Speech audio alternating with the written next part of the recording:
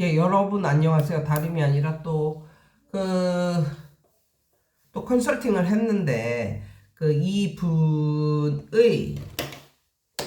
그 중에 이제 하나를 이제 말씀을 드리면, 이분이 이제 공부방을 집에서 하시다가, 이제 교습소로 이제 나가세요.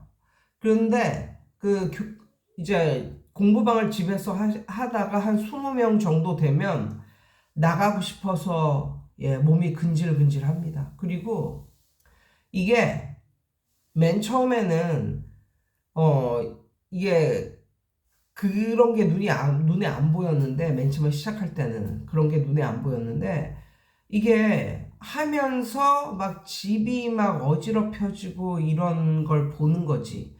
근데 저 같은 경우는 그렇게 깔끔한 사람이 아닌데, 이 선생님은 정말 깔끔한 그런 분이더라고요. 그래서 애들은 점점 많아지는데 거실을 개방을 못 하겠다는 거예요. 저는 이제 클킴 선생님은 거실에서 해라 이렇게 말했는데, 자기는 그게 도저히 안 된다고 그러더라고요. 그러니까 집이 깔끔한 거에서 벗어나는 걸 이 꼴을 못 보는 거야. 그래서 선생님 청소광이에요. 제가 그랬거든요. 근데 이 선생님이 정말 깔끔한 그런 분이었어요. 그런데 말을 들어보니까 교습소가 별로 비싸지 않은 데가 나왔어. 비싸지 않은 데가. 그러니까 충분히 애들을 한 두세 명, 뭐 서너 명 정도만 더 받아도 충분히 커버할 수 있는 그런 상태였기 때문에 좋습니다. 교습소로 나가는 것도 괜찮습니다. 이렇게 제가 말씀을 드렸거든요. 그러니까 그 선생님은 막 그냥 엄청나게 열심히 막 이렇게 하고 싶지도 않고, 그냥 집에서 하면 뭔가 요리를 해 먹는 것도 불편하고, 그래서 점심때는 뭐 생선을 굽거나 그런 거는 절대 안 한대요. 그러니까 공부방을 집에서 한 지가 1년 반 정도 되셨는데, 항상 냄새 안 나는 거 이런 거로 먹고, 이제 본인의 아이도 있고 이렇다 보니까 그게 좀 너무 불편하시다고. 그리고 애들 한 20명 정도 되면 이제 나갈 때도 됐죠. 그래서 이제 뭐 그거는 괜찮은데, 제가 조언을 했던 건 이거였어요. 그 선생님이 집에서 공부방 하다가 교습소로 나갔을 때, 교습소로 나간 것을 이유로 원비를 올리는 거에 대해서 저한테 물어봤을 때, 그건 아니라고 그랬어요. 원비를 올리지 말라고 그랬어요. 예. 그리고 그 선생님이 한 1년 반 정도 있었기 때문에, 적어도 한 2, 3년 동안은 원비를 올리지 말고 그냥 있어 봐라. 그러니까는 그 시기에는 돈을 버는 시기가 아니라, 돈을 벌려는 욕구보다는 욕구를 살짝 내려놓고 좀 엄마들의 마음을 얻는, 학생들의 마음을 얻는 시기로 최소 2년까지는 좀 그렇게 해봐라 라고 말씀을 드렸고, 그 선생님한테 뭐라 그러냐면, 그 선생님은 집에서 하다가 이제 교습소로 이제 나가기 때문에 엄마들이 다 모두들 좋아할 것 같지만 절대 그렇지 않다니까요. 공부방을 더 선호하는 엄마들이 있어요. 공부방이라고 하면 일단 떠오르는 게, 많은 애들이 다니지 않아.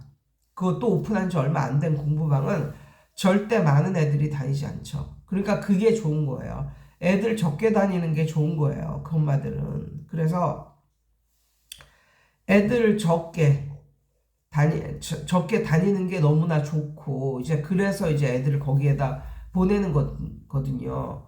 뭐 좀 더 보살핌이 필요한 그런 애들이겠죠. 그런 애들도 있겠죠. 아주 잘하고 막 이러는 것보다는 좀 더 보살핌이 필요하고 케어가 필요한 그런 엄마들이 생각할 때, 애들 바글바글한 학원으로 보내는 게 아니라 이런 공부방으로 이제 보내시는 거거든요. 그래서 분명히 집에서 하다가 교습소로 나가면 반발 세력이 반드시 있습니다. 반발이 반드시 있어요. 저도 옛날에 그랬거든요. 집에서 하다가 교습소로 나가면, 그것도 집은 학교에서 멀어. 교습소는 학교에서 가까워. 그럼 다 좋아해야 될 거 아니야. 그런데 어떤 애는 대놓고 그랬어요, 저한테. 학교 앞으로 나가면 저 이 학원 안 다녀요. 뭐 이런 식으로. 싸가지 없게. 그런 말을 속으로 하든가. 그래가지고 반드시 그런 반발 세력이 있다. 100%다 좋아하는 건 아니다. 왜냐면 벌써, 교수로 나간다는 거는 이 선생님이 공부방에서 하던 것보다 더 아이들을 받을 여력이 있다라는 걸 이제 떠올리거든요. 왜? 교수는 9명까지 받을 수 있으니까. 그러니까 그런 걸 싫어하는 엄마들이 있다니까요. 그래서 그런 것을 좀 극복하려면 제가 그래서 그 선생님한테 그랬어요. 오히려 그 교수로 나가면, 그러니까 교수보다 공부방이 더 원비를 높게 어쩌면 받을 수 있는 뭐 이런 것도 되고, 절대로 공부방 하다가 교수로 나갔다고 그것을 이유로 원비를 조금이라도 더 높게 받지는 마세요라고 했고, 그리고 거기로 옮겨갔을 때, 그러니까 한 달 안에, 지금으로부터 한 달 안에 거기로 옮겨갈 계획이시더라고요. 그래서 거기로 옮겨갈 때 굉장히 큰 개업식 같은 걸 해라. 그래서 지금 다니고 있는 애들한테 큰 선물을 줘라. 라고 말을 했어요. 그래서 저 같은 경우는 그 예전에도 말했지만 그 이케아를 가가지고 이케아에 정말 여러 가지 정말 싸고도 좋은 제품이 많잖아요. 거기서 아이들을 위한 그런 걸 샀단 말이에요. 그런 걸 딱 사가지고 한 사람당 한 10,000원? 뭐 그 정도로 이걸 갖다가 포장을 했어요. 그런데 이제 이케아는 싸니까 그걸 받아보는 입장에서는 한 2, 3만 원의 그런 느낌? 그 정도를 받았다라는 느낌이 들을 거예요. 그래서 그 정도로 안겼고, 그러니까 여기 다니는 애들 모두, 그리고 만약에 한 가정에서 2명이 다닌다, 그러면 따로따로 줬어요. 그거를 다. 그러니까 엄청 큰 이런 데다 이렇게 준 거예요. 이렇게. 그리고 그 개업식 하는 날 떡을 돌렸어. 떡 그 뭐죠? 위에 팥이 쫙 깔리고 그 개업떡 있잖아요. 개업식 하면 이렇게 팥고물 위에 쫙 있고 하얀 그 시루떡이라고 그러나? 아무튼 그런 걸 쫙 돌려가지고 부모님들한테 다. 근데 부모님들이 보러 오라고 그랬어. 그 교수소가 어떻게 생겼는지 보러 오라고 그랬어. 그러니까 뭐 인테리어 한 지도 얼마 안 되니까 엄청 깔끔하죠. 그래서 그거 다 보러 오라고 그랬고, 그리고 오시는 분들 다 떡 드리고 막 이랬고, 그리고 동네 밴드에다가 뭐라고 올렸냐면 여기 개업식 했다. 그러니까 오늘 이거 개업식 보러 오시는 분들한테 떡 드린다라고 말을 했고, 그 다음에 뭐라고 말했냐면 그때가 만약에 3월이다라고 할 때 3월에 학원에 등록을 하는 분들에게는 이거 내가 돌렸던 거 있잖아. 그 나의 학생들에게 돌렸던 이 선물을 드리겠다고 이렇게 지역 밴드에다가 올렸거든요. 그랬더니 그거를 보고 많은 사람들이 왔습니다. 그래서 그거 선전하고 이거 광고하고 이거로 인해서 그 달에 뭐 학원 월세라든가, 그러니까 내가 이쪽으로 나가서 더 충당해야 됐던 그만큼의 돈 이상을 벌었었던 것 같아요. 그러니까 애들이 한 뭐 4-5명, 6명, 6-7명 뭐 이런 식으로 그 달에 이렇게 들어왔던 그런 기억이 있고, 그것으로 인해서 나간 학생은 없었다. 그러니까 그거에 대해서 불만족을 하고 애들이 더 많아지고 뭐 이런 게 싫고 막 이런 사람들이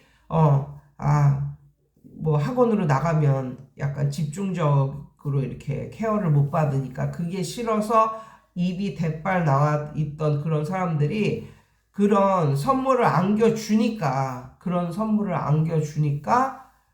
안 나가더라고요. 예, 그래서 그냥 다니고 뭐 이랬던 기억이 있는데 아무튼 그래서 제가 그 선생님에게 옮기는 날 그렇게 최소한 그렇게 하셔라 뭐 라는 말씀을 드렸고 사실 이런 거를 예전에 정말 오래전에 한 뭐 5, 6년 전 뭐 이런 식으로 그때 한 영상을 봤는데 어떤 분은 그러더라고요. 그렇게 뭐 공부방에서 뭐 교습소로 옮기는 그날 모든 학생들에게 이마트 상품권 10만 원짜리를 돌려라 뭐 이런 식으로 완전 대대적으로 한 달은 그냥 돈 벌 생각 하지 말아라 막 이러면서 그러면 나가래도 안 나가고 그대로 잡아둘 수가 있고 그리고 광고를 통해서 더 들어올 수가 있다. 너무 돈에 연연하지 말아라 이런 식으로 질러라 돈을 질러 막 이런 식으로 어떤 학원 뭐 관계자 뭐 그런 컨설팅 한다는 분이 그런 말을 하더라고요. 그래서 그거를 들었을 때 굉장히 반발감이 들으면서 이 사람이 좀 사기꾼 같다 뭐 이런 식으로 생각을 했었거든요. 예. 우연히 이제 그 영상을 보게 됐는데 우연히 봤다는 건 그 영상의 조회수가 많이 나왔으니까 알고리즘 때문에 이렇게 떴겠죠. 그래서 이 사람은 정말 사기꾼 같구나 뭐 이렇게 생각을 했는데 그 사람은 좀 과대 포장해서 좀 과대하게 말을 해서 그런 거지 정말 공부방에서 교습소로 나가든지 아니면 교습소에서 학원으로 나가든지 예, 그 정도 아무튼 큰 어떤 데로 이동을 하게 된다면 선물은 필수인 것 같아요. 선물은 필수다. 그리고 선물도 조그만 거 하나 주는 게 아니라 부피라도 크게 선생님이 이렇게까지 주네 뭐 이런 느낌 있잖아요. 그렇게 선물을 주면 나가려던 애들을 잡을 수가 있다. 나가려던 애들을 스테이하게 만들 수가 있고 그리고 거기에다가 조금 광고를 보태가지고 뭐 이번 달에 들어오는 애들에게도 똑같은 선물을 주겠다 이런 식으로 광고를 하거나 그러면 어느 정도는 들어오는 것 같더라고요. 어느 정도는 그냥 말없이 그냥 옮기고 떡이나 돌리고 끝나고 이게 아니라 그리고 크게 선전을 하는 거죠. 광고를 하는 거죠. 광고를 하는 거죠. 우리는 공부방에서 교습소로 이렇게 나왔습니다. 그럼 벌써 그냥 교습소 차려서 쭉 가는 것보다 공부방 해가지고 애들 모아서 교습소로 나왔다라고 하면 그게 더 홍보가 잘 돼요. 왜냐하면 잘 돼서 나온 거니까. 예, 그런 게 있을 수가 있고 웬만하면 그 원빈은 그것 때문에 올리지는 말아라 이랬는데 이 선생님이 두 번째 질문을 하셨는데 어떤 질문을 했냐면 저학년들은 그냥 리딩이나 이런 거 단어 뭐 이런 거 위주로 하는데 이제 고학년이 되면 문법을 하잖아요. 그러면 이 문법을 하는 거에 대해서는 자기가 본인이 얼마라도 받고 싶다는 거예요. 그래서 이분은 2만 원을 더 받고 싶다고 하더라고요. 그래서 그것은 받으라고 했어요. 예. 왜냐하면 이게 더 한 과목이, 그러니까 한 분야가 더 들어가는 거잖아요. 그리고 이거는 개인적으로 이렇게 설명을 해주신다고 그러더라고요. 문법은. 그렇기 때문에 사실 너무 고생스럽다는 거예요. 문법 하나를 더 하는 게 본인에게는 에너지가 너무 많이 나가고 고생스럽지만, 고생스러워서 이거를 똑같이 받을 수는 없겠다는 거예요. 절대로 똑같이 받을 수는 없다. 이게 문법을 하는 애들과 안 하는 애들을 똑같이 받을 수는 없다라고 말씀을 하시더라고요. 그래서 그거는 맞는 말이다. 예, 그리고 정말 문법을 하는 아이와 안 하는 아이의 차등을 두는 거는 괜찮다. 이제 라고 말씀을 드렸는데 그 선생님이 두 번째로 또 이렇게 말씀을 하셨어요. 어떻게 말씀을 하셨냐면 좀 똘똘해가지고 문법을 이렇게 하는데 그걸 잘 푸는 애가 있대요. 잘 푸는 애들. 그래서 원래는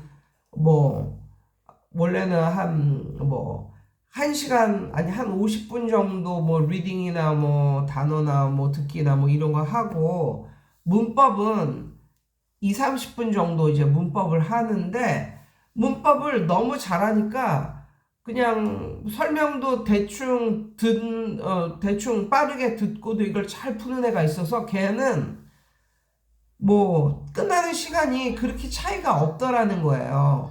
그러니까 예전에 문법을 배우기 전이나 문법을 배운 후나 끝나는 시간이 그렇게 차이가 없고 한 10분 남짓 정도 차이밖에 안 난다는 거죠.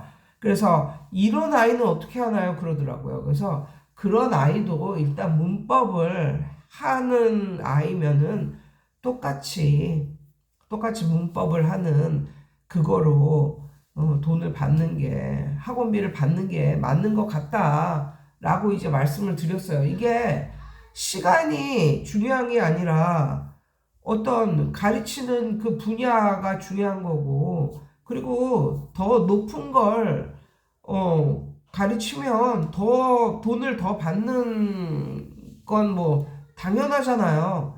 그러니까 초등보다 중등을 더 많이 받고 중등보다 고등을 더 많이 받고 고등보다 대딩을 더 많이 받는 거지. 그게 뭐 같은 시간이라고 해서 같은 돈을 받는다. 이거는 걱정 안 하셔도 될 것 같다고. 일단 문법을 걔가 하는 아이면 문법을 안 하는 아이보다는 더 받는 게 맞는 것 같다라고 말씀을 드렸어요. 왜냐면 그리고 그 차이도 2만 원 정도밖에 안 나기 때문에. 그래서 이 정도로 말씀을 드리니까 그렇게 하겠다고 알았다고 이렇게 말씀을 하시더라고요.